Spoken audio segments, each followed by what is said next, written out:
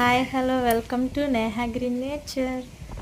ఈరోజు నేను కుండీలో పెంచుకుంటున్న గడ్డి గులాబీ అండి. ఈ 3 కలర్స్ అండి. ఈ 3 కలర్స్ ఏ విధంగా నేను పెంచుకున్నానో ఒకసారి వీడియో చేసి చూపిద్దాం అనుకుంటున్నాను. అయితే మేము ఫస్ట్ ఒక వేస్ట్ వాటర్ బాటిల్లో పెంచామండి. అయితే బాగా ఎక్కువగా వచ్చేసిందని కుండీలోకి షిఫ్ట్ చేయడం జరిగింది. అయితే ఇక్కడ మనకి 3 కలర్స్ అండి. కొంచెం వర్షానికి కొంచెం ఫ్లవరింగ్ అనేది బాగా తగ్గింది. ఇప్పుడు బాగానే ఉందండి, వర్షాలు కొంచెం తగ్గాయి కదా. అయితే ఇక్కడ ఈ ఫ్లవర్స్ అనేవి మనం ఈజీగా ఈ ప్లాంట్ని మనం పెంచుకోవచ్చండి. తక్కువ మెయింటెనెన్స్తో మనం ఎక్కువగా ఈ ఫ్లవర్స్ అనేవి వచ్చేలా చేసుకోవచ్చు. ఎటువంటి ఫెర్టిలైజర్స్ అయితే నేను ఇవ్వట్లేదండి, వాటరింగే చేస్తున్నాను.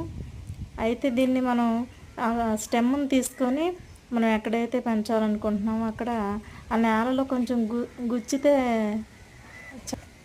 మనకి ఒక 5 డేస్లోనే మనకి రూట్ అనేది డెవలప్ అయిపోతుంది. చాలా ఈజీగా పెంచుకోవచ్చు.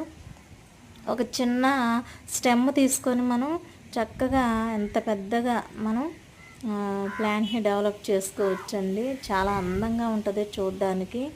మీకు కానీ ఈ వీడియో కానీ నచ్చినట్లయితే నా నేహా గ్రీన్ నేచర్ ఛానల్ని లైక్ చేయండి, షేర్ చేయండి, అలాగే సబ్స్క్రైబ్ చేసుకోండి. నాకు కూడా కొంచెం మోటివేషన్గా ఉంటుంది. ఇటువంటి మంచి నేచర్కి సంబంధించిన వీడియోలు చేయడానికి కూడా నాకు అవకాశం ఉంటుంది.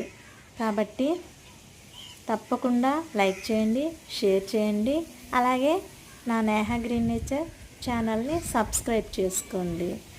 అలాగే నా దగ్గర ఇంకా ఇటువంటి ప్లాంట్ డిఫరెంట్ కలర్స్ ఉన్నాయండి. ఒక 8 కలర్స్ వరకు ఉన్నాయండి.